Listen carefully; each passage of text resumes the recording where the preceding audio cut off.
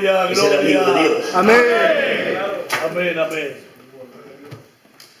Y ser amigo de Dios implica necesariamente el tener que invertir tiempo de comunión con Él.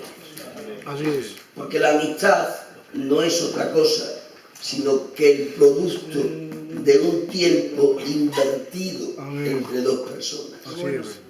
No llamamos amigos a aquellos con los que no hemos compartido. Qué bueno. Esos son conocidos. Sí, señor. Sí, Los señor. amigos solo alcanzan a serlo cuando ha visto mucho tiempo compartido en común. Amén. Y yo digo que en este tiempo, en el tiempo pasado y en el futuro, no hay nada mejor que hacer con el tiempo que invertirlo en la comunión del Señor. Porque no habrá graduación más grande ni dignidad más alta que poder ser llamados amigos de Dios. Amén. Amén. Y es curioso, pero Dios quiere ser tu amigo. Gloria a Él. Sí, a pesar de los pesares, Qué bueno. de las habitaciones oscuras, de los defectos inconfesables, de aquel día gris que nadie conoce, pero que Dios y tú sí que lo conocéis. Pero a pesar de todo eso, Dios sigue queriendo ser mi amigo. Qué bueno. Amén. Os voy a compartir una palabra del Señor muy del día, muy para practicarla. Porque la palabra del Señor se glorifica en la práctica. Aleluya. Amén. Bueno.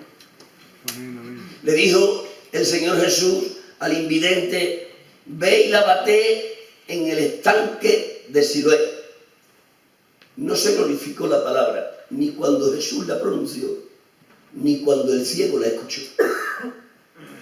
La palabra se glorificó cuando el ciego, en obediencia a ella, caminó en dirección al estanque, metió su mano en el agua, y cuando el agua tocó sus ojos, entonces el ciego vio. La palabra se glorificó. Por lo tanto, yo les voy a compartir algo muy del día y que les ayude a practicar cristianismo. Amén, amén. Aleluya. Libro de los Hechos, capítulo 1, verso 3. Dice así la palabra del Señor: a quienes también, después de haber padecido, se presentó vivo con muchas pruebas indubitables, apareciéndoseles durante 40 días, Aleluya. y hablándoles acerca del reino de Dios, acerca del reino de Dios. Una conversación que dura 40 días, girando en torno a un mismo tema, tiene que ser una conversación muy importante.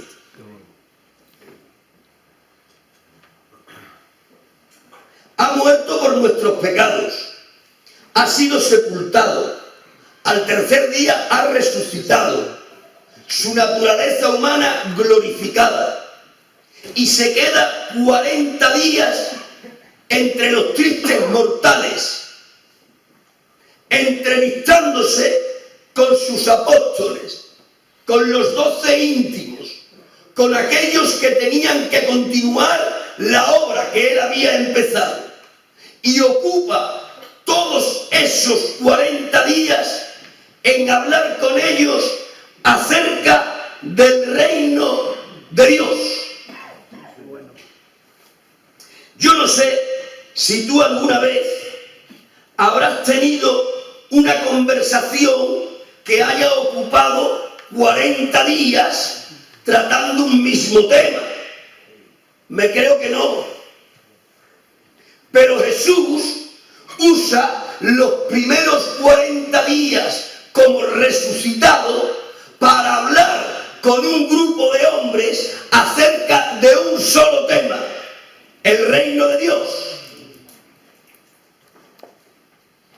Tiene que ser lo suficientemente importante como para que Dios haya usado un espacio de tiempo tan prolongado. Sabemos que el tema es importante por el tiempo que le dedica.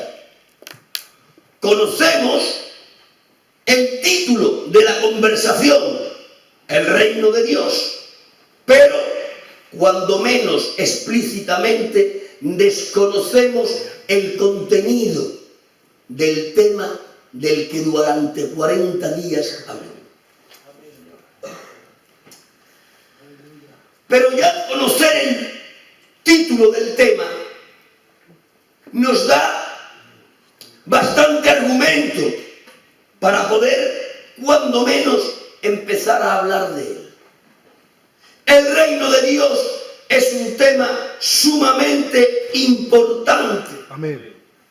Tanto es así que desde siempre la idea de Dios ha sido desdoblar su reino divino celestial en la esfera de lo terrenal.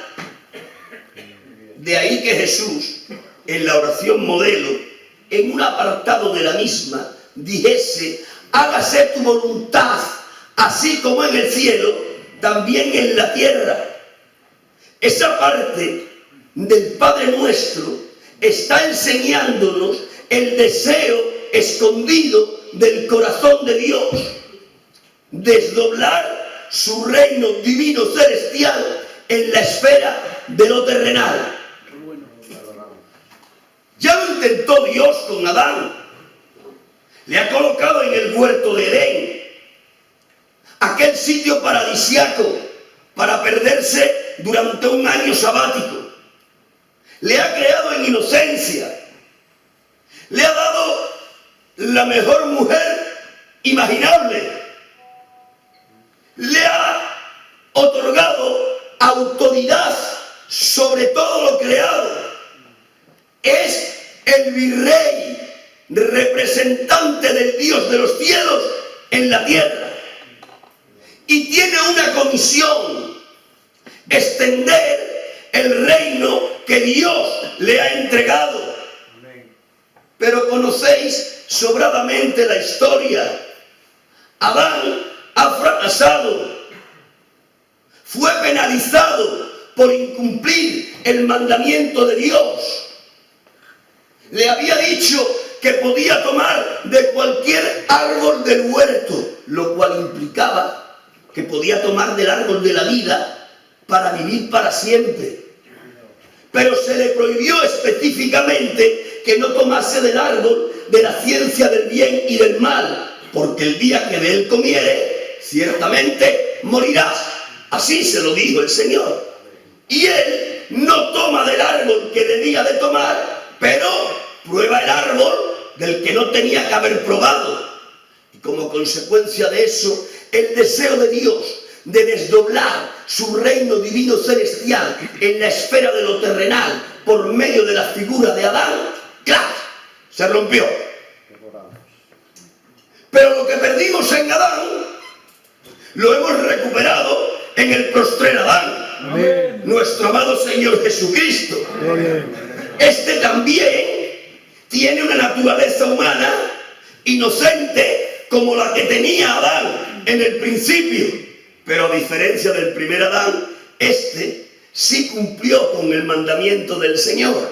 La diferencia es que el primer Adán fracasó en el Edén paradisiaco y el segundo Adán triunfó en el infernal Calvario.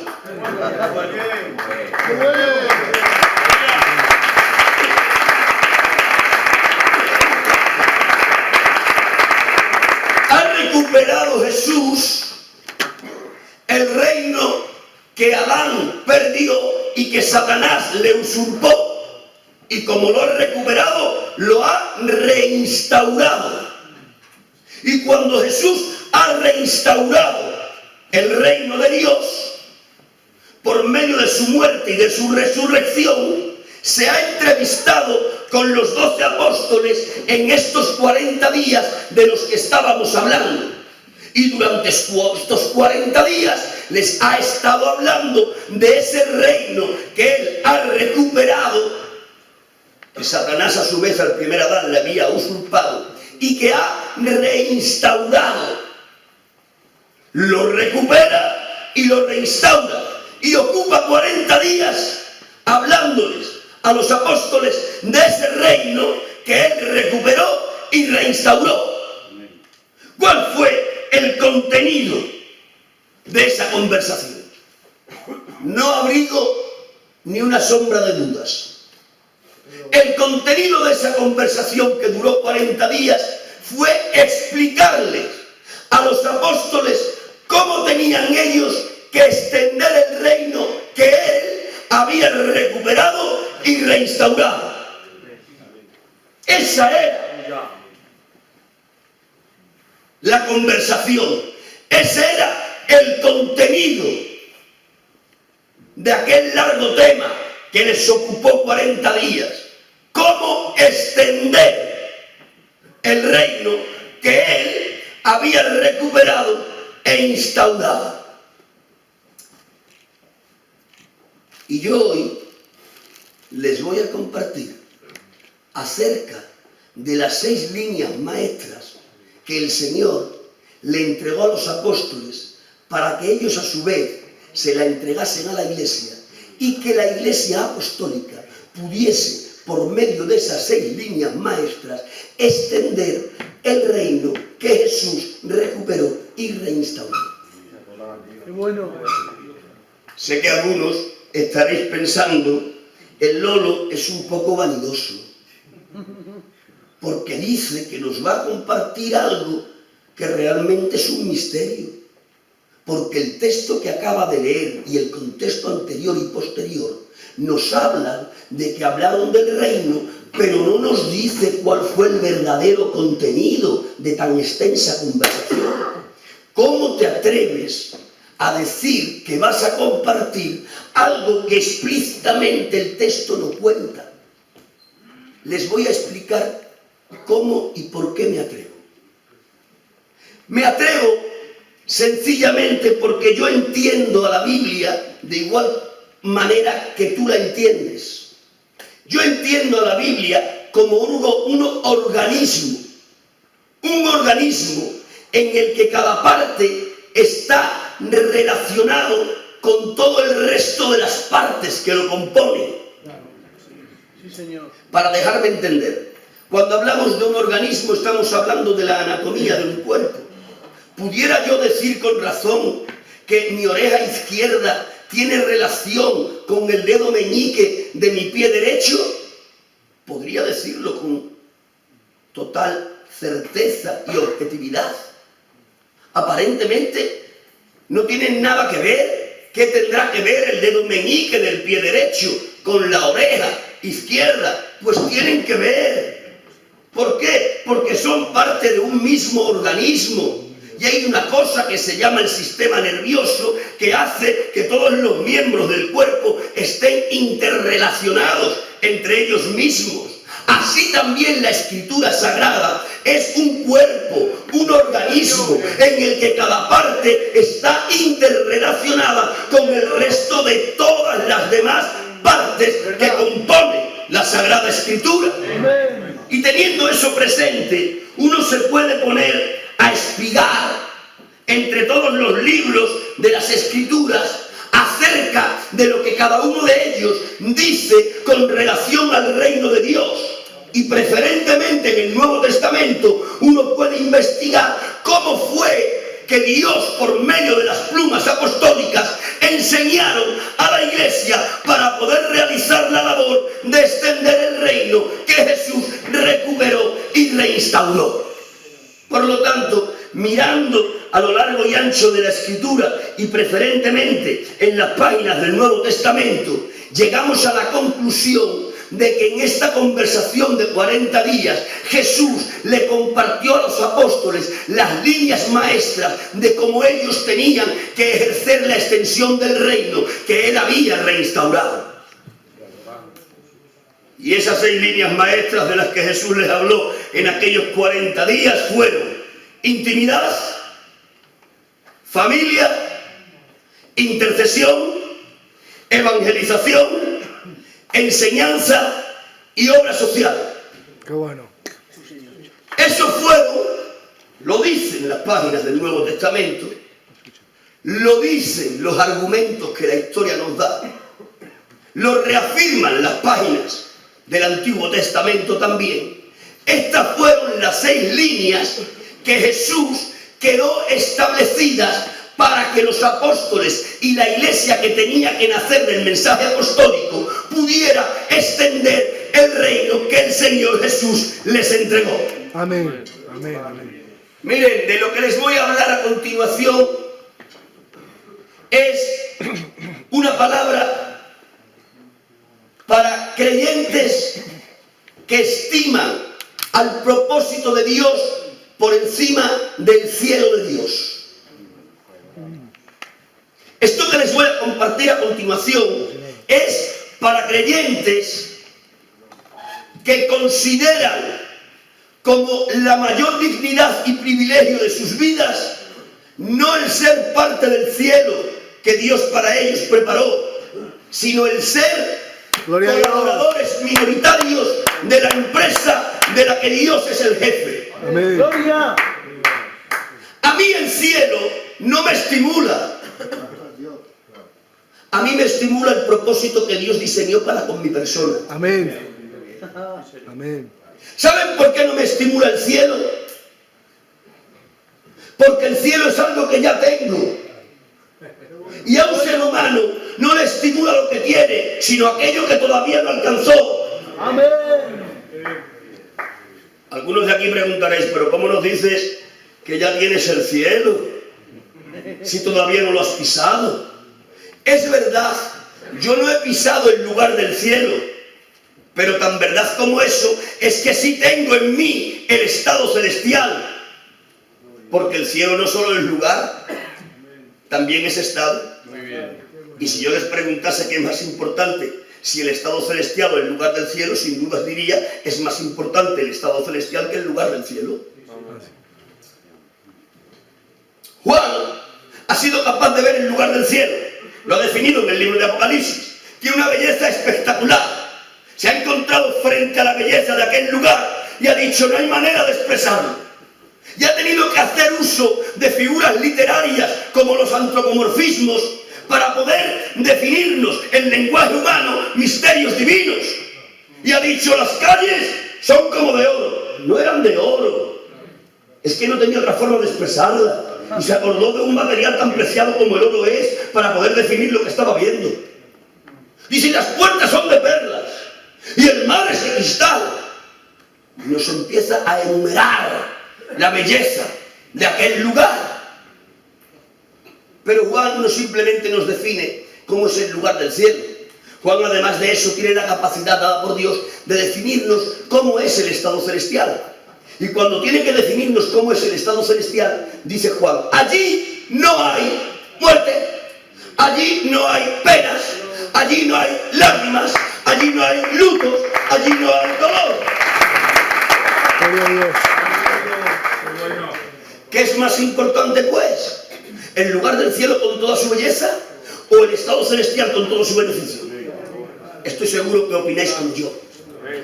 Si aquí a la derecha nos pusiesen un palacio con todas las comodidades que un palacio tiene, pero lleno de infelicidad, y aquí a la izquierda nos pusiesen una chabola con todas las incomodidades que una chabola tiene, pero que estuviese llena de felicidad, ¿qué elegiría? ¿El palacio infeliz o la chabola llena de felicidad? Como yo.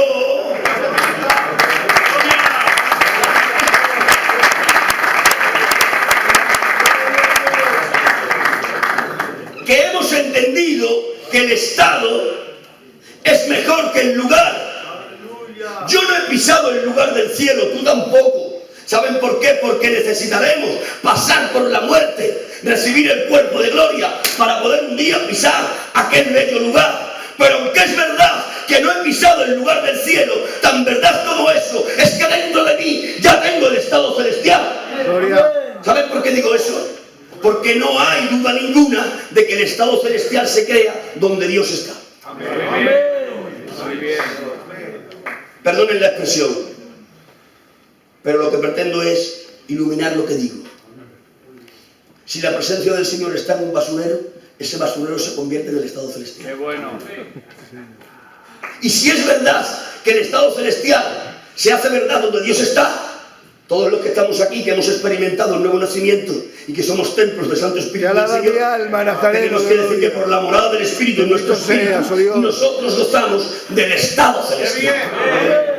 Por lo tanto, a mí el cielo no me estimula, porque ya lo tengo. Y como les decía con anterioridad, no estimula lo que uno tiene, estimula lo que uno todavía no ha alcanzado. Aquí hay muchos que están casados, pero antes de casarse miraron a su mujer con pretensiones de casarse. Y cuando la miraron, que todavía no la tenía, todos ustedes se preparaban bien en la casa, se ponían la corbata, se hacían el tupé. Digo, en mi tiempo, por mi tierra se dice ronear. Y te roneabas. ¿Por qué? Porque querías conquistar lo que todavía no era tuyo. Te estimulaba el perfumarte, te estimulaba el vestirte bien. ¿Qué es lo que te estimulaba? Alcanzar a la mujer que todavía no tenías. Pero de que la alcanzaste, ya eso no era estímulo. Ahora el estímulo tuvo que cambiar. Y empezaste a crearte otro horizonte. Voy a trabajar para tener una casa. La casa era el estímulo que te motivaba a levantarte por la mañana temprano, a montar en el mercadillo, aunque hiciera frío, lloviese o estuviese nevando. El anhelo de alcanzar la casa que no tenías era el estímulo que te motivaba a caminar. Pero alcanzaste la casa y ya la casa dejó de ser un estímulo. Y entonces tuviste que cambiar de meta para seguir estimulándote. Y le dijiste a ella, ahora que tenemos la casa vamos a ganar dinero para casar a los niños. Y el objetivo de casar a tus niños era el impulso que te llevaba a seguir trabajando de una forma constante. ¿Qué te quiero decir? Que todo ser humano necesita un estímulo para poder seguir caminando. La iglesia no puede tener como estímulo el cielo, porque el cielo ya lo ha alcanzado. Por eso les digo que lo que les voy a predicar hoy, que todavía no he empezado a predicarles, es para gentes. Es que es verdad que no he empezado.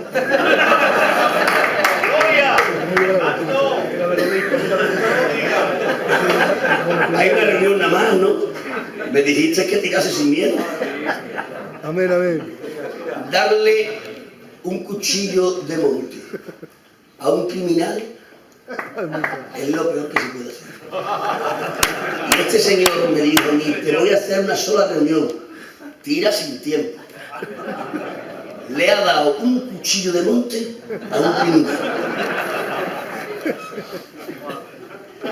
Lo que les voy a predicar no es para gentes que tienen como estímulo el cielo porque ya lo tienen, sino que el estímulo de ellos es cumplir el propósito que Dios para ellos diseñó. Amén. Lo que les voy a compartir, cariños míos, es para aquella gente que quieren disfrutar de la alta dignidad de ser socios minoritarios de la empresa de la que Dios ¡Qué bueno! es el jefe. ¡Qué bueno!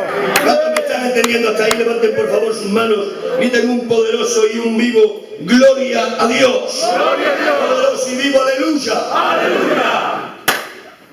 Comencemos por hablar de las 6 líneas maestras que Jesús les compartió a sus apóstoles en aquellos 40 días acerca de cómo extender el reino de Dios. Y la primera línea maestra de la que Jesús le habló a estos 12 para que ellos no las comunicasen a nosotros fue la línea maestra de la intimidad. No hay nada más importante que cultivar el hábito de tener intimidad con Dios. Amén. Amén, amén. Esta primera línea maestra y la segunda de la que voy a hablar están en esos lugares en un orden de importancia. Las 4 restantes las pondrán ustedes cambiar. Pero estas 2 primeras, intimidad y familia, están así porque es un orden de importancia. No hay nada más importante para poder ser colaborador de la extensión del reino de Dios que cultivar el hábito de tener intimidad con tu Señor. No aspires a ser colaborador de Dios si no tienes intimidad con el Dios que te llamó. Solo pueden representar a Dios aquellos que le conocen, y solo le pueden conocer aquellos que invierten tiempo en estar con Él. La intimidad es tan importante desde los albores de la creación de la humanidad. Ha creado Dios a la humanidad potencialmente en los lomos de Adán. Y ya Dios, con Adán, ha creado lo que actualmente llamamos un devocional. Ya Dios, con Adán, ha creado un lugar consagrado de encuentro con un horario determinado entre ellos. ¿No es así como lo enseña el libro del Génesis? ¿No dice la palabra del Señor que al caer la tarde, cuando Adán terminaba su jornada laboral, Dios venía con Adán a encontrarse? Aleluya. Tenían un lugar consagrado, con un horario predeterminado. Es decir, que Adán tenía sus devocionales. ¿Se acuerdan ustedes aquel día crítico, nefasto, donde aparece Dios a la cita como de costumbre y Adán no estaba? Y ha preguntado Dios: ¿dónde estás tú, Adán? ¿Acaso era la pregunta del desconocimiento? Me creo que no. Muy bien. ¿Sabía perfectamente Dios dónde estaba Adán? ¿Sabía que el ridículo pecador se había escondido detrás de un árbol pensando que se podía ocultar del omnisciente Dios? ¿Sabía Dios dónde estaba Adán? Dios no pregunta dónde estás porque no sepa dónde geográficamente está ubicado. La pregunta no tiene ese sentido. La pregunta es: ¿por qué no has venido a la cita concertada? ¿No es este el lugar consagrado? ¿No es este el tiempo pactado?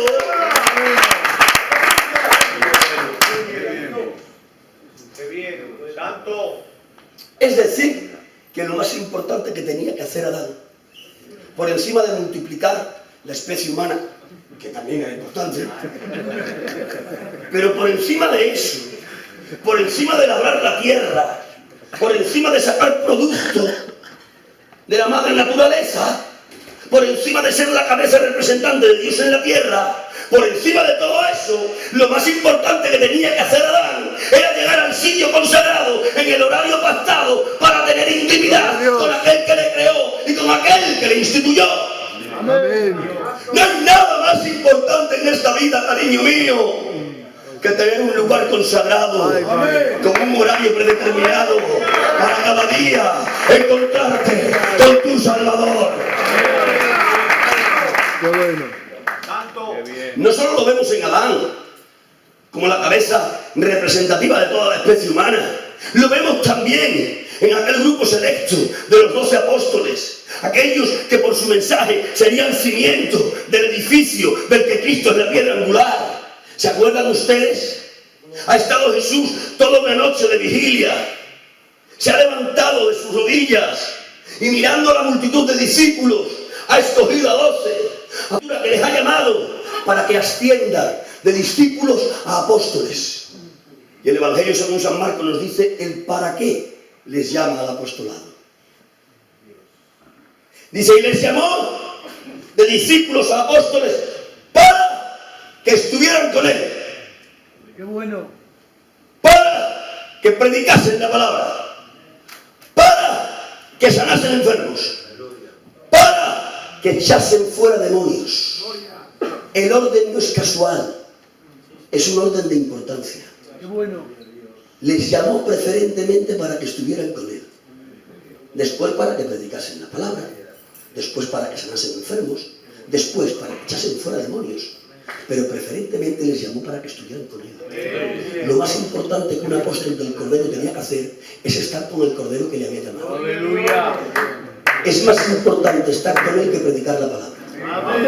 Es más importante estar con él que sanar enfermos. Amén. Es más importante estar con él que echar fuera demonios. Amén. Es más importante estar con él que cualquier cosa que quieras o que puedas. Gloria a tu imaginar. nombre, Jesús. Porque no hay nada entre el cielo y la tierra más importante que compartir tiempos y tiempos y tiempos y tiempos y tiempos y tiempos y tiempos y tiempos de comunión con él. Amén. Nos ilustra esta verdad también Jesús en aquel famoso episodio en el que entra en la casa de su amigo Lázaro. Le conocéis sobradamente. Ha salido Marta, aquella matrona, como no había otra, y le ha recibido a Jesús. Le ha sentado en el mejor lugar. Se ha ido a prepararle los mejores manjares. ¿En cuántas ocasiones hemos multiplicado a Marta? Marta, es verdad que estaba afanada y turbada, pero no para sus intereses particulares. Estaba afanada y turbada en agasajar y servir bien a su invitado especial. Y ahí está ella, de la cocina para el patio y del patio para la cocina, y haciendo el mejor pastel y haciendo el mejor guisado, y diciéndole a los criados: abaquinad bien a mi Jesús. Ahí está ella. Pero mientras tanto, María estaba a los pies del Señor, en intimidad con él. No hace falta que lo refiera, lo conocéis. Maestro, no te da cuidado, que no me ayuda la María, no me ayuda a agasajarte, no me ayuda a servirte. Y conocéis la respuesta: Marta, Marta, afanada y turbada estás con muchas cosas, pero María ha escogido la mejor parte, la cual no le será quitada. Lo que hace Marta no está mal, pero lo que hace María está mejor. Muy bien. Porque mejor que servir a Dios es tener intimidad con Él. Por lo tanto, cariño mío, si es verdad que tú quieres hoy ser colaborador minoritario de la empresa de la que Dios es el jefe, si es verdad que quieres entrar en la dignidad de extender el reino que Él recuperó y reinstauró, lo primero que tendrás que hacer será cultivar el sano hábito de tener intimidad con tu Creador. Amén. Amén. Amén. Pero ¿queréis que os diga algo con tristeza? Hoy día el pueblo de Dios tiene poca comunión con el Dios del pueblo. Tenemos requitísimo en cuanto a la comunión con Él. Por eso somos liliputienses en nuestra fe. No oramos. ¿Hola? Que se puede decir de otra manera, pero yo voy a decir de esta. No oramos. Bendito sea. Algún que otro telegrama a prisa y corriendo. Y justificamos nuestra precaria situación diciendo: no tengo tiempo. Esa es la gran excusa que una y otra vez los pastores escuchamos: no tengo tiempo. Y cuando yo escucho esa excusa, digo: esto es una mentira inconsciente. No digo que mintamos conscientemente, pero digo que nuestras excusas, tal como esta, nos llevan a inconscientemente mentir. No tengo tiempo, no es verdad. ¿Saben por qué? Porque en cuanto al tiempo, todos tenemos la misma riqueza. No hay un ser humano que tenga más tiempo que otro ser humano. Todos los seres humanos tienen la misma cantidad de tiempo, 24 horas al día. Piensen en el jeque árabe que más petróleo tenga. Y después miren a este gitano humilde. Ese jeque no tiene más tiempo que yo. Soy igual de rico que él en cuanto a tiempo. 24 horas tiene él y 24 horas tengo yo. Tienes las mismas horas que todo el mundo. Tienes tiempo. Si ustedes fuesen capaces de seccionar las 24 horas en 3 partes, tendrían 8 y 8 y 8. Aparten 8 horas para descansar. No duerman más.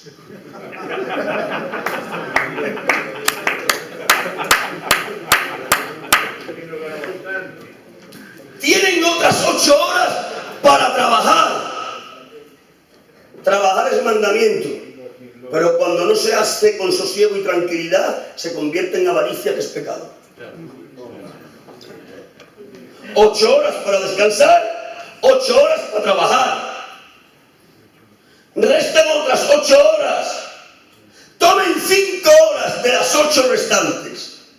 Inviertan esas 5 horas en recreo, en relax, en atender a los niños y en estar con la mujer, que es importantísimo. Pero después de todo eso, les restan 3 horas diarias. Qué bueno. ¿Qué están haciendo con ese tiempo? Malgastándolo en entretenimientos vanos. Demasiada televisión, muchas redes sociales, demasiado zapping. ¿Se imaginan lo que sería una iglesia en la que cada miembro tuviese 3 horas de comunión íntima con su Señor? Bendito seas, oh Dios. ¿Se lo pueden imaginar acaso? Nos pondríamos el mundo por montera. Correría el Evangelio y alcanzaría a los pecadores para hacerlos santos. Los enfermos dejarían sus males para ser sanos. Los demonios saldrían de los cuerpos. El reino de Dios avanzaría y el reino de las tinieblas retrocedería. Los canales de brujería empezarían a descender y los canales de cristianismo empezarían a ascender. Porque lo primero y prioritario que nos falta para poder extender el reino como Jesús quiere que lo extendamos es tener intimidad con el Rey de dicho reino. ¿Cuántos entendieron eso? Levanten sus manos, griten gloria a Dios. Por las ternuras del Calvario, hagan un hábito de tener devocionales. Consagren un lugar en su casa. Pacten con Dios un tiempo. Qué bien, qué bien. Bendito el hombre que tiene un altar en su hogar y un tiempo determinado para entregar a Dios. Y lo saben su mujer y sus hijos. No sabes la influencia que traerás a tu hogar. Tus hijos pasarán de puntillas por ese lugar en ese horario, porque saben que su padre está intercediendo por su hogar. Ya vale de cristianismos, de ceremonias baratas, de hojalata, de fuegos artificiales, de escaparates sin trastienda. Por las ternuras del Calvario, esta primera línea. Habitúate a tener un devocional. Consagra un lugar en tu casa. Haz un pacto con Dios en un horario para dedicar en ese lugar a aquel que te rescató. Aquellos que estén de acuerdo conmigo en esto, levanten sus manos, griten un poderoso y un vivo: gloria a Dios. Qué bien. Y si la intimidad es la primera línea maestra para entrar a cooperar con Dios como socio minoritario de la empresa de la que eres el jefe, si esa es la primera línea, si la primera línea es conocer al Señor para después poderlo representar, la segunda línea no le va a la zaga ni importancia. La segunda línea es la familia. Escúchame bien lo que te digo: nada más importante tienes en esta vida, a excepción de Dios, que tu familia. Lo más importante son tu mujer y tus hijos. Si quitas a Dios de la ecuación, no hay nada más importante que ella y ellos. Fíjense ustedes si la familia tiene importancia en el concepto de Dios, que la familia es la base desde la que Dios edificó el edificio de la sociedad. Dios no ha creado a cientos de miles de hombres y a cientos de miles de mujeres de una vez, que lo pudiera haber hecho. ¿Qué trabajo le costaba a él? Pero no decide así hacerlo, porque Él quiere poner una sólida base en la sociedad que Él soñó. Y la sólida base que Él quiere poner en la sociedad que Él soñó es la familia. Si hay familias sanas, hay sociedades sanas. Si algún día se enterasen de esto los políticos, invertirían más en la sanidad de las familias.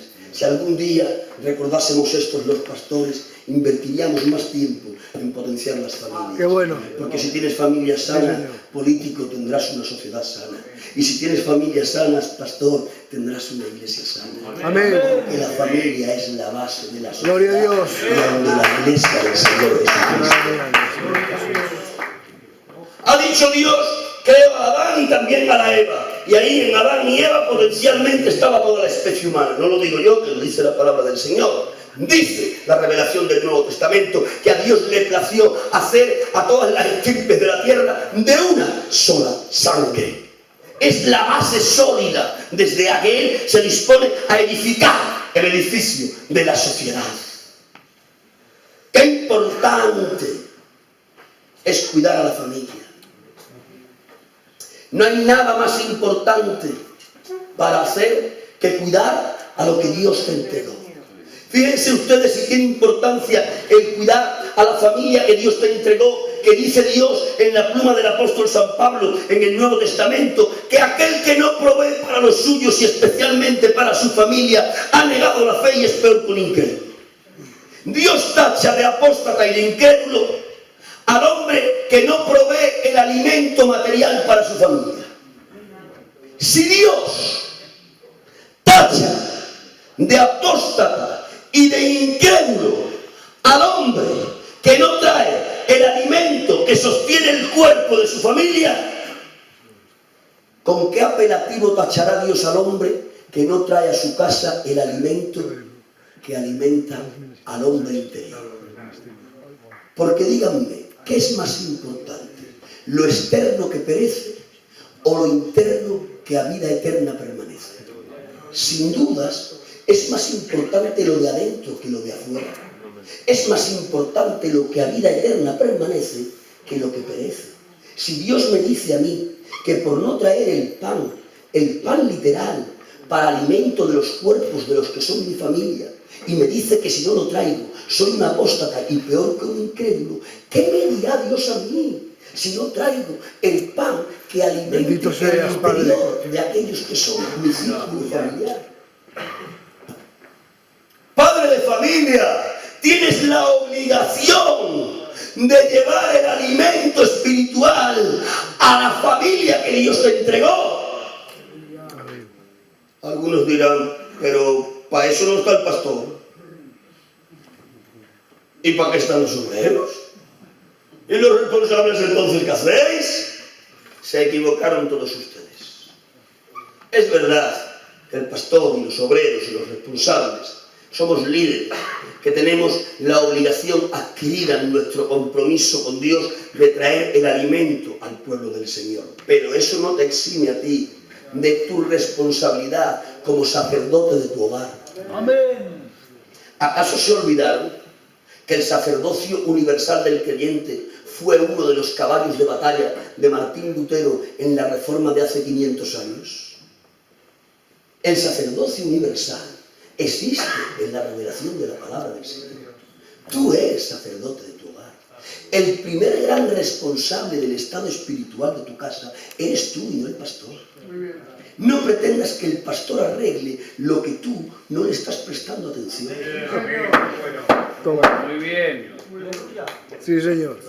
Tú tienes la responsabilidad de inyectar en tu hogar aquello que se ha dado en llamar cultos familiares.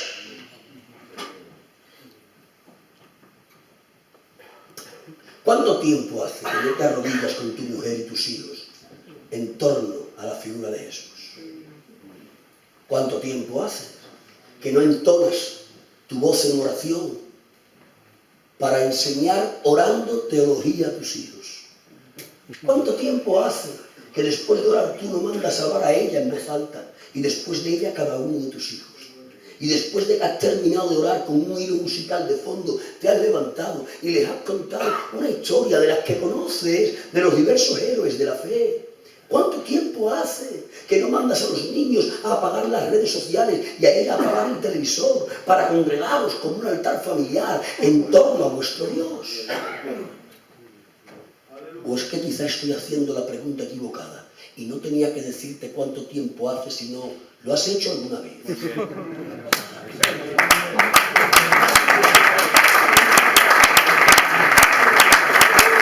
Escuchen, la ceremonia del culto congregacional no puede ser el centro de la vida cristiana. Amén. El centro de la vida cristiana tiene que estar en tu hogar. Amén. Tenemos que trasladar el centro de nuestras vidas cristianas del lugar del culto a la casa. El hogar debe de ser el centro de tu vida espiritual.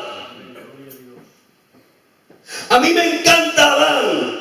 ¿Y saben por qué me gusta Adán? Porque fracasa como siervo de Dios, pero triunfa como padre. Qué bueno. Como siervo del Señor fracasó, que se comió el fruto que no debía, pero ¿y como padre? ¿No le ha enseñado a sus dos hijos a trabajar? Uno ganadero y el otro labrador. ¿Y no les ha enseñado a acercarse a Dios por medio de levantar un altar?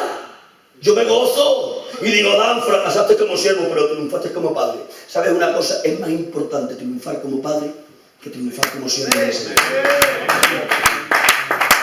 Sí, Señor. Una vez me dijo Dios, de hecho que decimos, que no es que escuchase yo la voz audible de Dios, pero que así lo entendí yo en mi corazón. Y en esa forma en la que entendemos a Dios, Dios me dijo, si triunfas como predicador o pastor, pero fracasas como padre, tú eres un fracasado. Uno de los días culminantes de mi vida, en el ámbito espiritual, fue levantarme un poco más tarde que dos hijas que tengo casadas.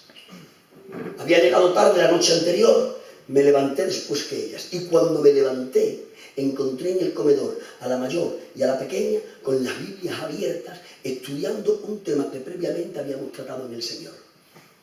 Aquel día, para mí, fue un día culminante. Yo me regocijo en el corazón cuando escucho orar a mi mujer, porque muchas de las oraciones que ella usa son mías. Se las enseñé. Y siento alegría en mi interior cuando escucho hablar a alguno de los dos hijos pequeños que aún me quedan en relación a algo del Señor, porque les escucho usar mi mismo lenguaje. Mi gran triunfo no es otro que la gloria de impartir la palabra del Señor en aquellos que son el círculo íntimo de mi corazón.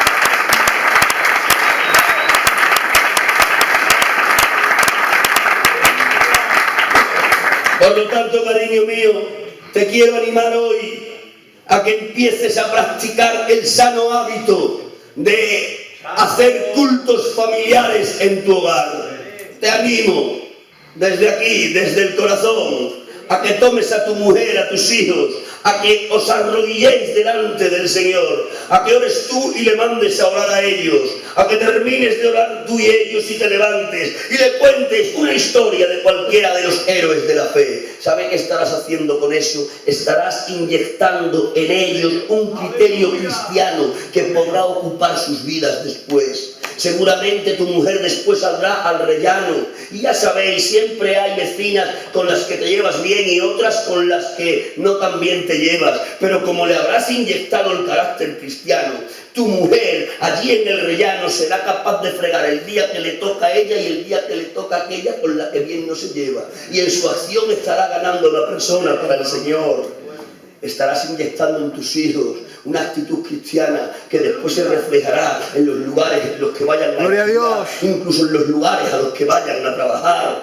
Corazones míos, si realmente queremos ser cooperadores minoritarios de la empresa de la que Dios es el jefe, si realmente queremos cumplimentar el propósito de extender el reino que Él recuperó y reinstauró, tendremos que tener intimidad y por supuesto tendremos que cuidar a la familia que Dios nos entregó. Y los que estén entendiendo eso, levanten sus manos, griten un poderoso y un vivo ¡amén! ¡Amén! Poderoso y vivo aleluya. ¡Aleluya! Intimidad, familia. La tercera línea maestra de la que Jesús habló en estos 40 días con los apóstoles fue la intercesión. La intercesión es otra línea maestra para poder extender el reino del Señor. La intercesión, cariños míos, le facilita el obrar a Dios. Interceder es esa forma de oración tan especial, tan altruista, tan desinteresada. Pero claro, ¿cómo vamos a interceder orando desinteresadamente si ni tan siquiera oramos interesadamente? Si no estamos en la oración de petición, ¿cómo vamos a estar en la oración de intercesión? Pero esta oración de intercesión tiene muchísima importancia, porque como les decía, es la oración que se coloca en el lugar de otro. Es esa oración, presten atención a lo que voy a decir, es esa oración que, entre comillas, le presta la libertad propia a Dios para que Dios en el corazón de otro pueda actuar e intervenir. Miren, hemos dicho en muchas ocasiones que la intercesión puede cambiar la voluntad de Dios. Yo digo que no. Dios es inmutable. No hay en él sombra de variación. La intercesión no cambia la voluntad de Dios. Permite que la perfecta voluntad de Dios se exprese. Amén. ¿Cuál es la perfecta voluntad de Dios con el ser humano? Dice la Biblia que la perfecta voluntad de Dios con el ser humano es que todos los hombres vengan al conocimiento de la verdad y se salven. Ahí está expresado el sueño de Dios. Pero qué paradojas. El sueño del Omnipotente no se va a haber hecho realidad. ¿Y cómo puede ser esto posible? ¿Cómo un ser omnipotente puede tener un sueño no realizado? Que yo tenga sueños no realizados es normal. Estoy limitado. Soy polvo de la tierra. Qué bueno. Yo sueño. Quiero un Mercedes 4x4 de color negro, con las ruedas así. Y ese es mi sueño. Pero voy al concesionario, me dan el precio, echo mano de mi cartera y me falta poder adquisitivo para quedármelo. Tengo un sueño incumplido. ¿Por qué? Porque soy limitado. Pero ¿cómo es posible que el ser omnipotente, para el cual nada imposible hay, tenga un sueño que no se le va a cumplir? Porque no todo el mundo va a venir al conocimiento de la verdad. Y por desgracia, no todo el mundo se va a salvar. Dios tiene un sueño, siendo omnipotente, que no se le cumple. Muy bien. ¿Cómo es posible que esto sea así? Por un ingrediente que Dios puso en la creación cuando a esta la creó. Y ese ingrediente es la libertad. Cuando Dios ha creado al ser humano en Adán, dice que le ha creado conforme a su imagen y semejanza, lo cual implica que Dios creó al ser humano en Adán perfecto. Tener imagen y semejanza de Dios es sinónimo de tener perfección. Pero, cariños míos, la perfección, para ser perfecta, necesita el ingrediente de la libertad. Qué bueno. Si no hay libertad, no hay perfección. Qué bueno. Con lo cual, la libertad, que era el ingrediente de la perfección, a la misma vez, potencialmente, se podía convertir en el ingrediente de la imperfección. Esto ya es para reír. Pero Dios, que respeta lo que establece, no lo va a quebrantar. Me dio libertad Dios. Y me dijo Dios: Lolo, tengo un sueño contigo, que vengas al conocimiento de la verdad y te salves. Y yo, por medio de mi libertad, que es parte de la perfección con la que Dios me creó, le digo a Dios: me parece bien, pero por mi libertad yo me he creado otro plan. Y desestimo el plan de Dios y me pongo a seguir el plan que yo propiamente me creé. ¿Y qué hace Dios? Se tiene que aguantar, porque Él respeta lo que previamente establece. De ahí que el omnipotente tenga un sueño que no se le va a cumplir. Pero ante esto, Dios, entre comillas, se inventó la intercesión. Santo. Dios necesita, a ver si yo expreso bien esto y vosotros me entendéis. Dios necesita, sí, estoy diciendo necesita, Dios necesita una libertad rendida para poder actuar. ¡Qué bueno! El mundo rebelde ha decidido darle las espaldas a Dios. Pero tú y yo, que somos creyentes, hemos recibido el arma de la intercesión. Y cuando yo uso ese arma, lo que estoy haciendo es poner mi libertad en voluntad rendida a disposición de Dios para que alcance al rebelde que decidió darle las espaldas al Creador. ¡Qué bueno! ¡Qué bien, de verdad! Para ilustrarlo y que se entienda, el famoso pasaje de Moisés con el Israel pecador. Ha pecado Israel, ¿y de qué manera? Y cuando el pueblo del Señor ha pecado en tan alta graduación, ha aparecido Dios y le ha dicho Dios a Moisés: Moisés, los voy a exterminar y a ti te voy a poner sobre otro pueblo más fuerte y mejor. Dice que Moisés se tiró entre Dios y el pueblo e intercedió. Y por la intercesión de Moisés, el pueblo preservó. Bendito sea, Señor Jesús. Y hemos dicho, la intercesión de Moisés cambió la voluntad de Dios. Digo, no. La intercesión de Moisés permitió la expresión ¡Qué bien! de la perfecta voluntad de Dios. Amén. ¿Cuál era la perfecta voluntad de Dios para con el Israel pecador?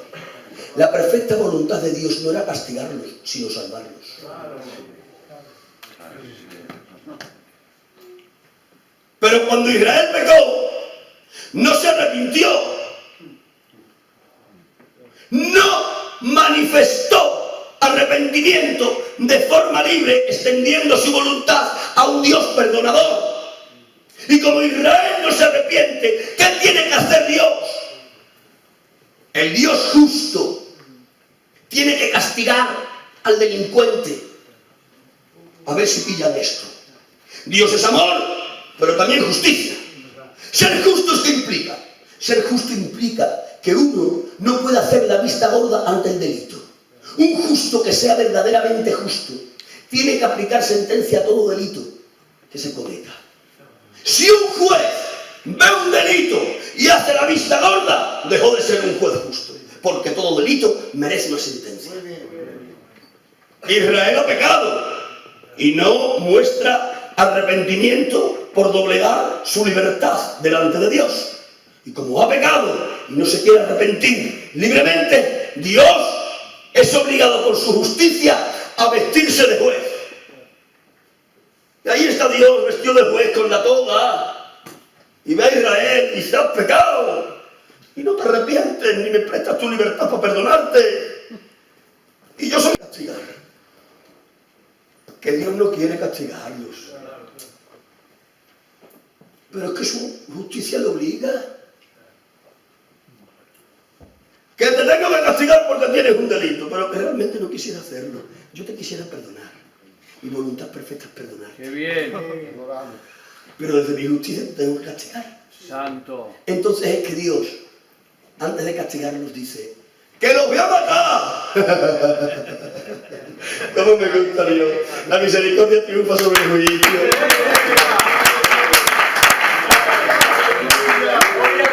Si es que no quiere y le sabe. Que Dios te bendiga, hombre. Porque es inherente a su naturaleza. La naturaleza de Dios es bondadosa, benigna. A él le sale más ser padre que juez. Y aunque está vestido con la toga, le sale sin querer. Y dice: que los voy a matar, que los mato. Yo me pregunto por qué lo está anunciando. Porque está esperando que hable. ¡Qué bueno! Que Dios te bendiga. De verdad, que Dios te bendiga.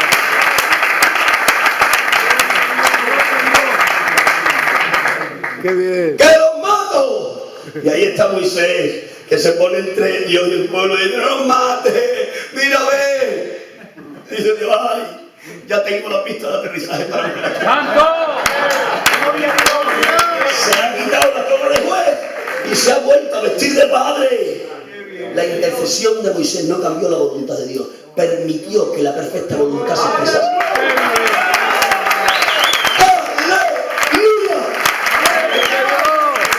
¿Cuántos entendieron eso? Levanten por favor sus manos y den un poderoso y un vivo ¡amén! ¡Qué bien! Si sabiendo esto no intercedes, Dios mío, mi Aleluya. alma. si sabiendo esto no haces un listado de tus familiares que se pierden, Ay, Padre. si sabiendo que ellos están cegados en la luz de su entendimiento por el príncipe de las tinieblas y le han dado las espaldas a Dios, y tú le puedes prestar a Dios tu libertad libremente para que Él actúe en ellos, si sabiendo esto no intercedes, Dios mío de mi alma. palabra que no tienes para gloria a Dios. Dios mío de mi alma. Te alaba mi alma. Aleluya.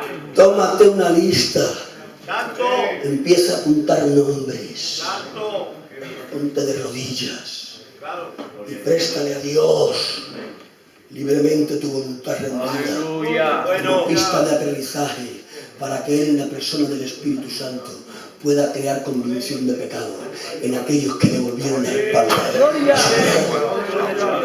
Ay, qué bueno. Qué bueno. Tengo familia inconversa. Todos los días oro por ella. Todos los días.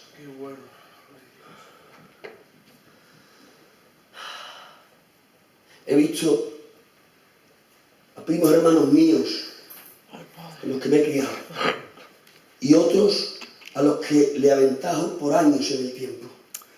He orado por ellos desde que eran pequeños. Te alaba mi alma, Padre. Y he podido contemplar en el transcurso de los años como aquel niño pequeño por el que intercedí se convirtió en la llave que trajo a su casa de evangelio. Qué bien. Por las ternuras del Calvario. Te alaba mi Queremos alma. cooperar con Dios como socios minoritarios en esta empresa de la que Él es el jefe. Amén. Si queremos extender el reino del Señor, Amén, amén. intercedamos un día y otro día Amén. y otro día y otro día y otro día y otro día y otro día después de eso. No te canses, intercede, persevera, Amén. porque la voluntad perfecta del Señor es que todo el mundo venga al conocimiento Amén. y se salve. Amén. ¿Cuántos me están entendiendo? Hasta ahí levanten sus manos. Griten un poderoso y vivo amén. Poderoso y vivo aleluya. Fuerte ese aplauso para el Señor.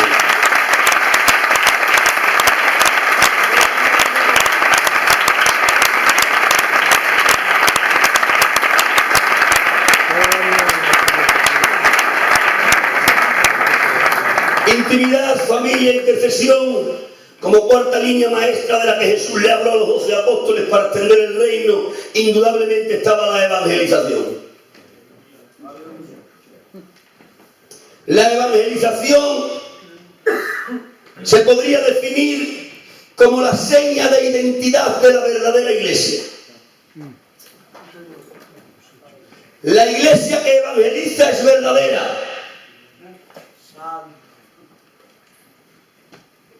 La iglesia que dejó de evangelizar, yo no sé lo que es. Un club social, Dios un lugar mío. de entretenimiento, Dios mío de mi alma. un sitio de confraternidad. Si una iglesia no evangeliza, perdió el apellido de la familia de Dios. Porque la comisión de Jesús fue clara, rotunda, sin sombras de dudas. Id y predicad. Jerusalén, Judea, Samaria y hasta lo último de la tierra.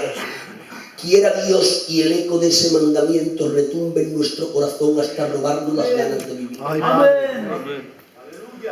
ay, El apóstol San Pablo entiende la importancia que esto tiene y dice: qué preciosos son los pies de los que anuncian las buenas nuevas. Y hace una pregunta retórica al santo apóstol y dice: ¿y cómo creerán? Qué bien. ¿Cómo creerán Si no hubiera quien les anunciare. Implícitamente el apóstol está diciendo que si la Iglesia no cumple su cometido de evangelizar, el mundo no se podrá salvar. ¿De cuánta responsabilidad nos carga esto? Nos está diciendo el apóstol que la cruz del Calvario es un acto redentor al que no hay que añadirle nada. Es perfecto en su ejecución.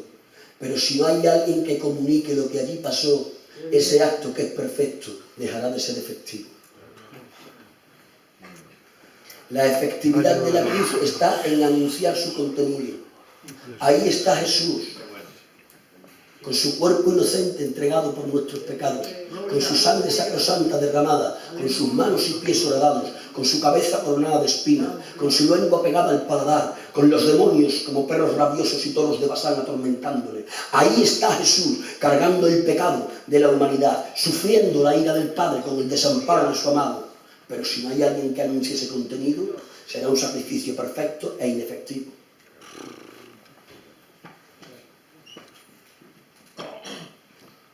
Tendrás que dar cuentas delante del Señor por tu mudez, por haberte callado, Casi nada. por no haberle dicho a esa señora con la que hace 20 años que vives pared con pared que hay un infierno que perder y un cielo que ganar.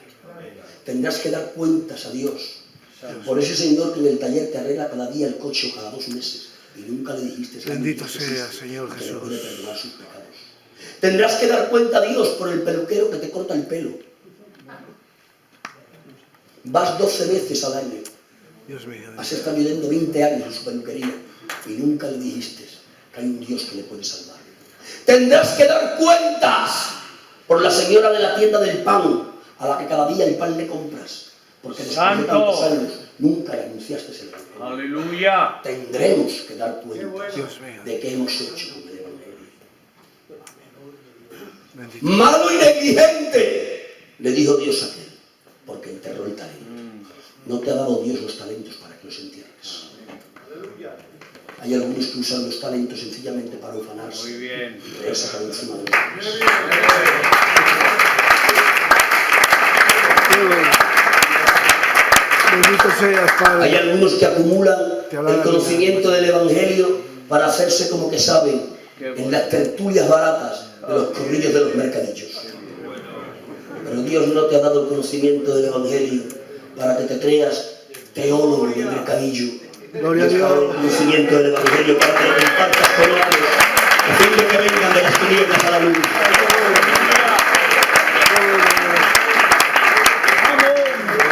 Que Dios te bendiga, hombre. Qué bueno.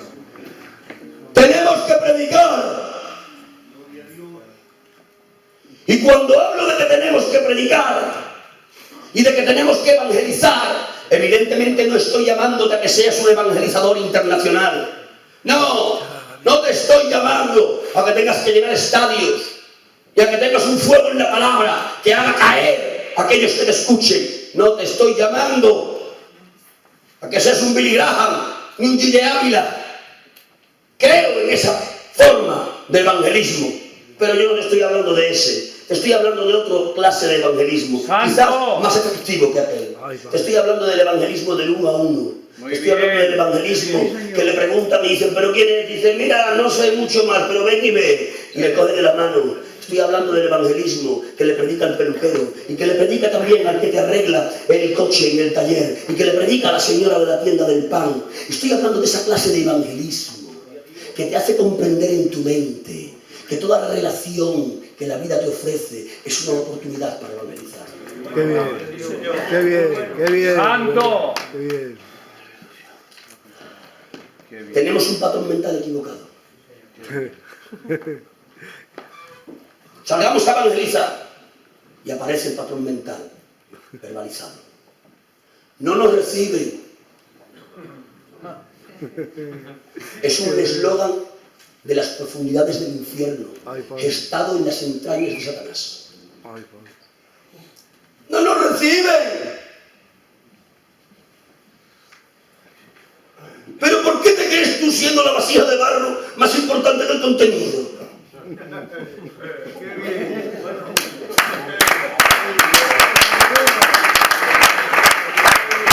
Mirad, Ay, Padre. pertenezco al mismo clan. Bendito sea, Señor Jesús. No desconozco Te alaba mi alma. el racismo que se ha perpetrado en contra de nuestro pueblo.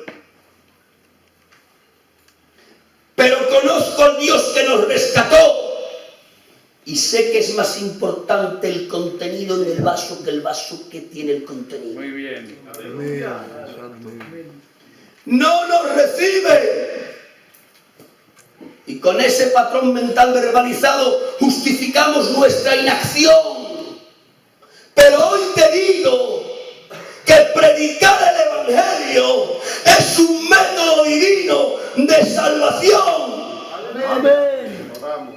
Dice la Biblia que no queriendo los hombres reconocer a Dios por medio de las cosas hechas, a Dios le plació salvar a los hombres por la locura de la predicación. Miren, es más cuerdo y razonable creer en Dios por la perfección de la creación. Pero los hombres no han querido creer en Dios a través de la perfección de la creación. Por eso Dios se inventó otro método. Me voy a inventar otro método, ya no para razonables, sino para locos. La locura de la predicación. Es una locura, pero es una locura de Dios. Amén. Pero es que, ¿sabes tú más que Él? Si Él dijo que la predicación, aun siendo una locura, es un método de salvación, ¡prediquemos! Amén. Creámosle al método de Dios. Les voy a decir algo. Los métodos divinos, aunque en bocas equivocadas, dan resultados. Mira, ¡Qué bueno! ¡Qué bien! mira si tiene gloria el método divino de la locura de la predicación. Que en la boca de los testigos de Jehová, que doctrinalmente están errados, les está dando resultados. ¿Saben ustedes que los testigos de Jehová son el movimiento religioso que más está creciendo en este país? ¿Y saben por qué? Porque un día y otro día y otro día y otro día y un día después Dios nos ayude. están continuamente aporreando las puertas y predicando el evangelio deformado que ellos han cosechado. Están equivocados porque tienen un método divino y los métodos divinos en labios equivocados son capaces de dar resultados. Sí, tú jactate de que tienes la verdad. Nosotros tenemos una doctrina muy pura, que es verdad. Pero es como aquel médico que tiene la medicina para el enfermo que se está muriendo y no se la quiere dar. Ay, Dios mío. Porque ya hay que ser malos para tener medicina y dejar que el enfermo se muera. La que nos está pegando. De corazón te lo digo, hay que tener malas entrañas para tener un pedazo de pan y dejar que el hambriento no pueda comer. Ay, Padre. Aleluya. ¿Qué te vale que tienes pan y medicina? ¿Y qué? ¿Y qué estás haciendo con tu pan y con tu medicina? Si nada más que compartes el pan con aquellos que ya pan tienen.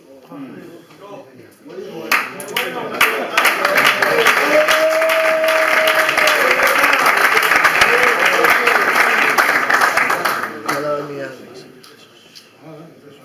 Rompe el patrón mental que te impide evangelizar. Amén. Acuérdate de nuestro Señor Bendito sea. en el ministerio que impartió a Pedro y a Pablo. Si yo soy Dios, uso el razonamiento y digo Pedro para los gentiles y Pablo para los judíos, era lo más razonable.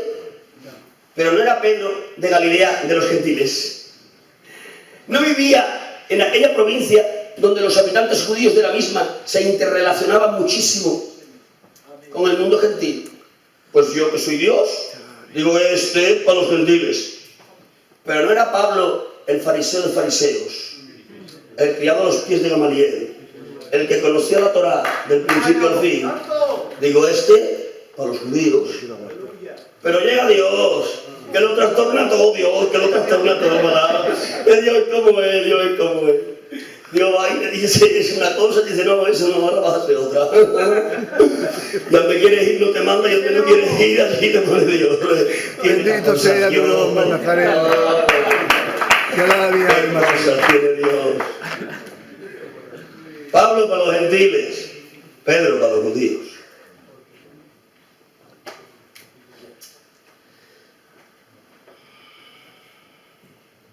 ¿Le vas a contradecir tú? ¿Te atreves acaso? Eres más sabio que él. Dios mío. Si te digo que predicases, predica. Préstale tu voz a su palabra. Santo. Que si no lo haces tú, otro lo hará. Pero tendrás que dar cuenta de tu inacción. Porque tener medicina y dejar morir a los enfermos es pecado delante de Dios. Dios mío de mi vida. Porque puedes pecar de comisión, pero no te olvides, pecamos más de omisión. Por las palabras de Jesucristo. Predica, predica, predica, Amén. predica, predica, predica, Amén. predica, Aleluya. predica, predica. A tiempo y afuera de tiempo, en los parques y en las calles, en la tienda del pan, predica en la peluquería, predica en el taller, predica a tus vecinos, predica y no dejes de predicar, predica y predica y predica y predica y predica.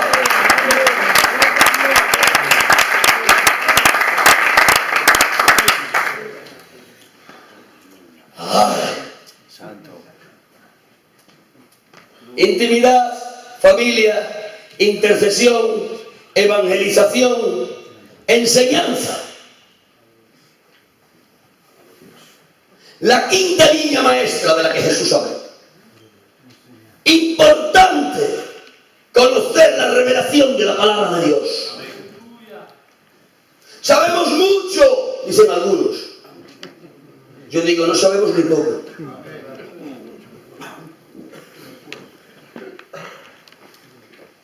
Le dice Dios a Josué, ¿quieres que todo te salga bien? Ya está bien la pregunta, ¿eh? ¿Quieres que todo te salga bien? Y Josué le dice, claro que sí. He aquí la receta. Medita en el libro noche y día. No ha cambiado esa receta. Amén. Medita en el libro noche y día. ¿Cuándo descansaba Josué? Cuando comía. Cuando atendía la Séfora. Noche y día. Es un exagerado del Señor. Pero lo ha dicho. Si quieres que todo te salga bien, medita en el libro noche y día. Evidentemente Dios no es un desequilibrado. No le estaba diciendo a Josué que se encerrase en una habitación y estuviese día y noche leyendo la palabra del Señor.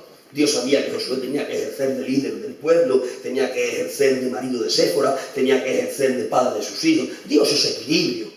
Cuando Dios le dice medita en el libro día y noche, lo que realmente le está diciendo es lo que le está diciendo. Que tenga la Biblia aquí en la mente y que esté continuamente rumiando la Biblia. Meditar no es otra cosa que dar vueltas a un pensamiento hasta que dicho pensamiento se convierte en un patrón mental.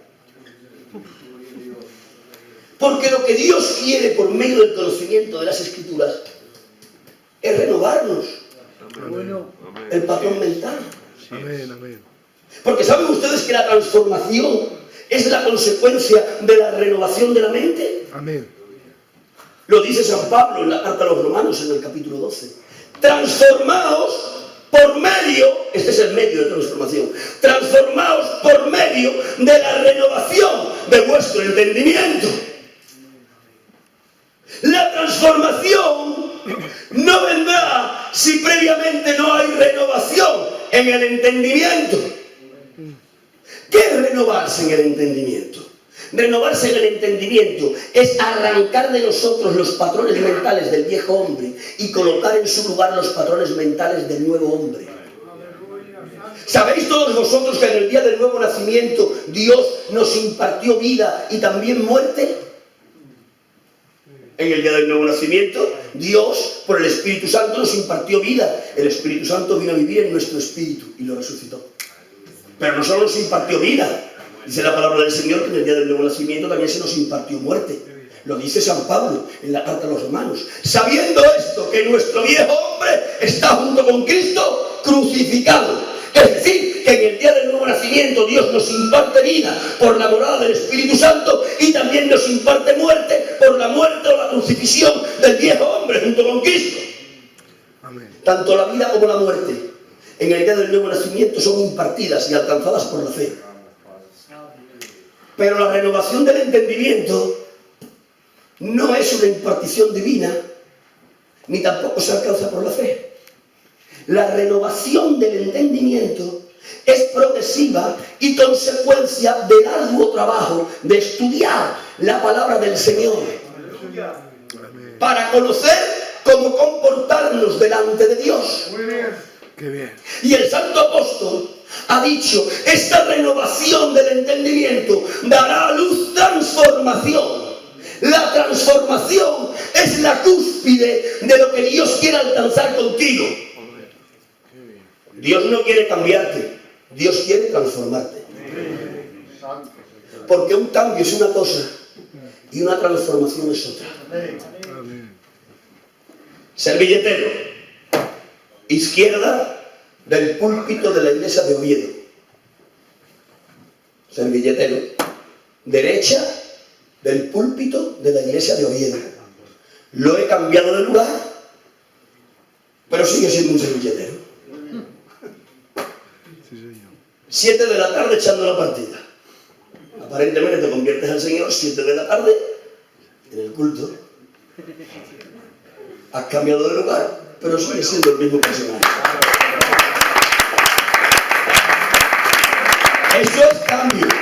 Pero Dios quiere transformación. Transformación es algo más que cambiar de lugar. Transformación es, además de cambiar de lugar, dejar de ser lo que eras para ser algo completamente distinto. Gusano de seda. Yo soy del tiempo del gusano de seda. Tú también. Somos del tiempo de Barrio Sésamo. Es verdad. El responsable también es de esa época. Barrio Sésamo, cuando nos enseñaban, nos decía, esto es cerca. Y luego nos decía, esto es lejos. A vosotros os enseñan de otra manera, nosotros nos enseñaban así. Pues esta generación, que somos la generación de los gusanos de seda, cuando tú cogías un gusano es un animalillo que se arrastra por la tierra y que crea repulsa. Se arrastra por la tierra y crea repulsa. Excepto a los aficionados a los gusanos, como era yo. Cogías el gusano y lo metías en una caja de zapatos. Y ahí el gusano hacía un envoltorio sobre sí mismo. Y de que pasaba un periodo de tiempo, el gusano rompía el envoltorio, pero lo que salía de ahí ya no era un animalillo que se arrastra y que repulsa, era un animalillo que volaba y creaba admiración. ¡Qué bueno! Había dejado de ser lo que era para ser algo completamente distinto. Dios no quiere un cambio, quiere una transformación. Amén. Pero la transformación no la alcanzas con venir al culto, ni tan siquiera con haber nacido de nuevo. La transformación se alcanza por medio de la renovación del entendimiento. Estoy hablando de que tienes que leer la palabra, o más que leerla, estudiarla.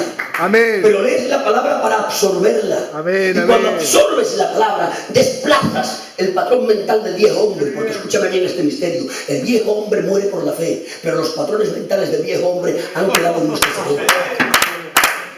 Van a entender rápidamente este punto, se lo tengo que compartir. Van a entender rápidamente este punto. Mire, los patrones mentales que hemos tenido en nuestra vida anterior al cristianismo han sido patrones mentales que han tenido 3 matrices.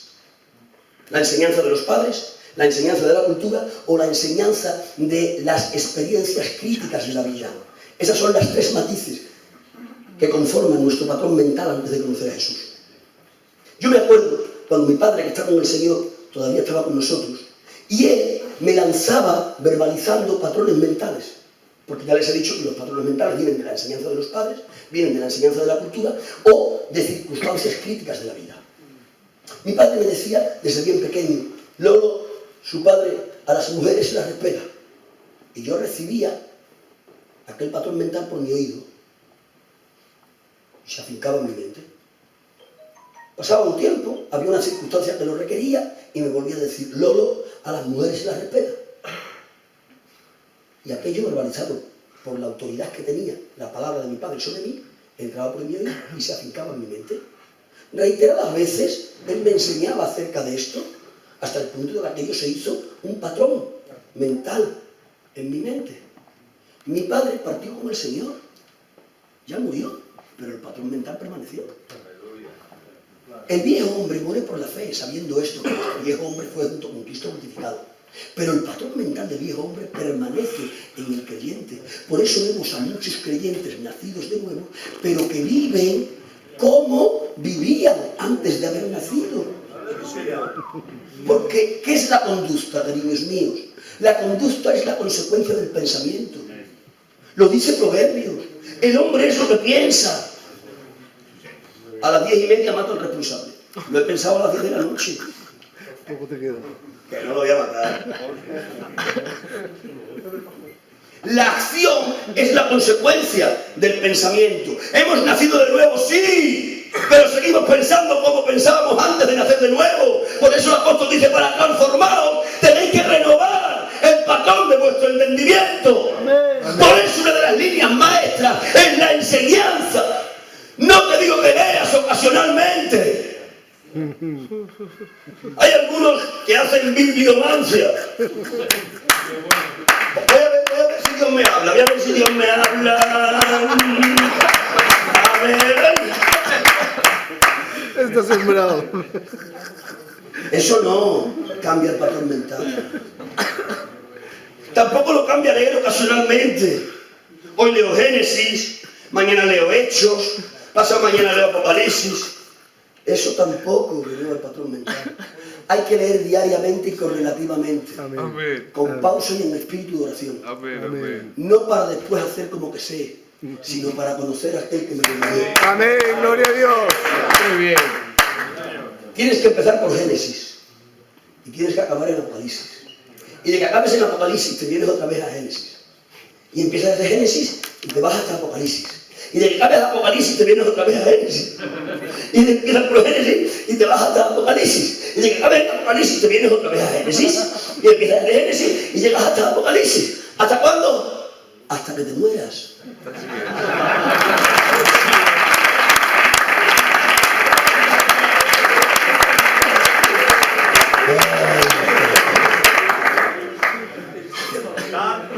¿Quieres que todo te salga bien? Le dijo, estoy pidiendo que te hagas un monje de clausura y te olvides de tus responsabilidades como padre, como marido, como negociante. No, te estoy diciendo que medites, te estoy diciendo que pienses y pienses y pienses, que tomes la lectura que has tomado en la mañana o en la tarde, que te la lleves a tu mente y que vayas meditando en ella mientras que trabajas, mientras que ejerces de padre, mientras que ejerces de marido. Está ahí dándole vueltas. ¿Saben qué es meditar? Déjenme expresarlo así. Voy a terminar ya mismo. Cuando decimos eso en los púlpitos es cuando más mentimos.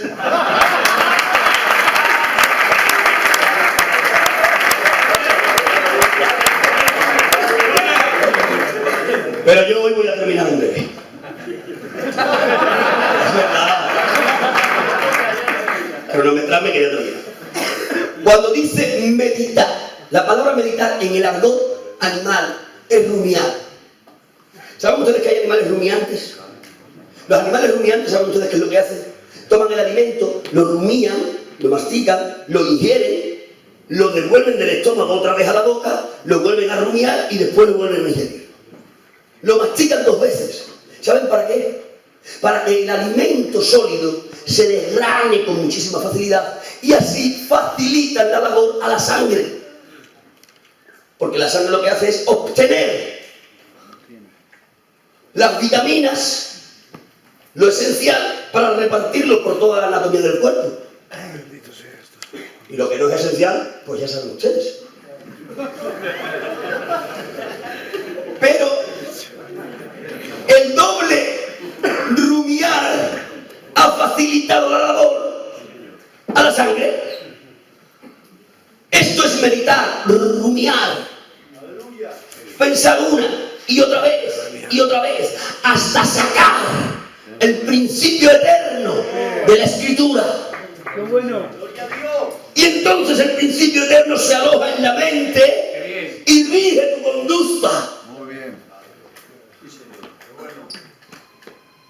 Por lo tanto, como línea maestra, por las ternuras de Jesucristo, lean, rumíen, mediten, un día y otro día, una semana y otra semana, un mes y otro mes, un año y otro año, de forma correlativa, de Génesis a Apocalipsis y de forma constante, todos los días. Cambien el patrón mental y vivan la verdadera transformación. Amén. Y entonces, caminando Israel, seremos un mensaje y estaremos siendo colaboradores minoritarios de la empresa de la que Dios es el jefe en el cometido de extender su reino. ¿Cuántos entendieron eso? Levanten sus manos, griten ¡amén! ¡Amén! Griten gloria a Dios. Intimidad, familia, intercesión, evangelización, enseñanza. Terminó la conversación de 40 días Jesús hablándole de la sexta y última línea maestra para extender el reino, la obra social. Voy a terminar. Miren, no se puede entender la obra social aparte de la iglesia, como no se puede entender la iglesia sin obra social. La obra social nació de la iglesia. Una iglesia sin obra social es una iglesia que no está caminando bien. ¿Saben ustedes que la iglesia, históricamente hablando, nació bajo la dominación del Imperio Romano? ¿Saben ustedes que el Imperio Romano era un imperio con músculo y con mente?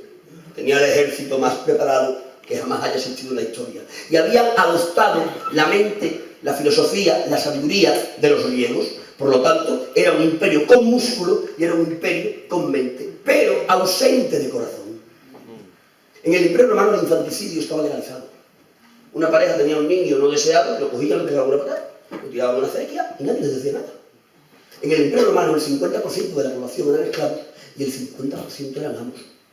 En el Imperio Romano no había partidas de economía para los desfavorecidos, ni para viudas, ni para huérfanos. Pero en mitad de esa sociedad que tiene sabiduría y músculo, aparece la Santa Iglesia. Y la Santa Iglesia le aporta al Imperio Romano el corazón del que carece. Porque es la Iglesia la madre de la que nace toda la obra social. El primer ente en la historia que tiene una partida de economía para atender a viudas y huérfanos es la Iglesia. Lo dice el libro de los Hechos. Pero la historia cuenta que la Iglesia es la primera que va a las leproserías para de forma altruista ayudar a los leprosos y predicarles el Evangelio antes de que se murieran, dando origen a lo que después conoceremos como los hospitales. La Iglesia es la madre de los comedores sociales, es la madre de los roperos públicos, es la madre de los bancos de alimentos. Esa es la esencia de la verdadera Iglesia.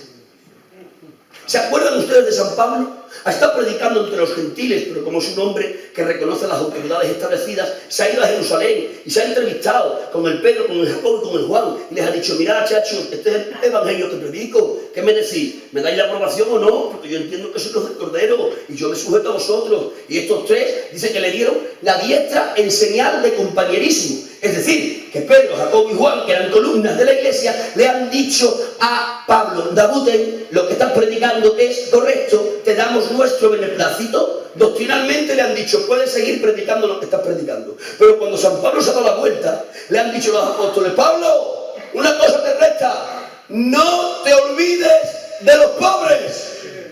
Y dice el texto: lo cual con diligencia procuré hacer.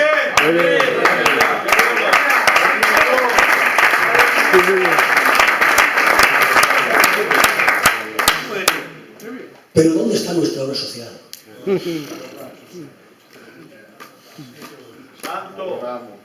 ¿Dónde están Dios mío de mi los alma. roperos públicos para vestir a los desnudos? Dios mío de mi alma. ¿Dónde están los bancos de alimentos para llevar comida a los necesitados? ¿Dónde están los comedores públicos? ¿Dónde están los albergues para cobijar a los que no tienen techo?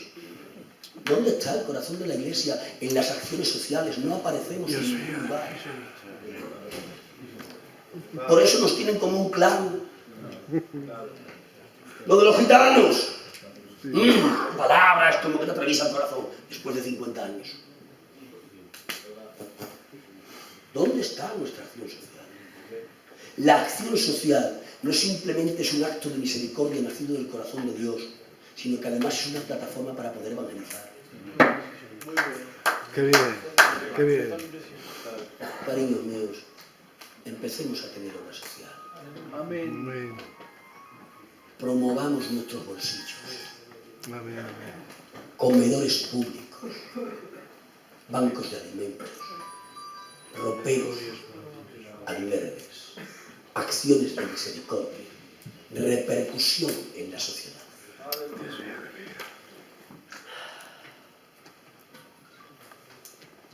intimidad, familia, intercesión, evangelización, enseñanza y obra social.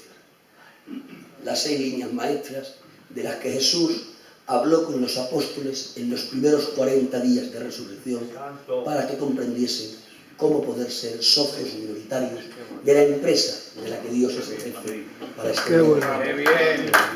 ¿Cuántos quieren extender el reino del Señor? Denle un fuertísimo aplauso para su Salvador. ¡Aleluya! Les voy a pedir que se pongan en pie un minuto, solo un minuto en pie. Si pudieran ustedes ahora levantar sus brazos a los cielos, una sola alabanza, mientras que esa alabanza suena, por favor, adórale a Dios.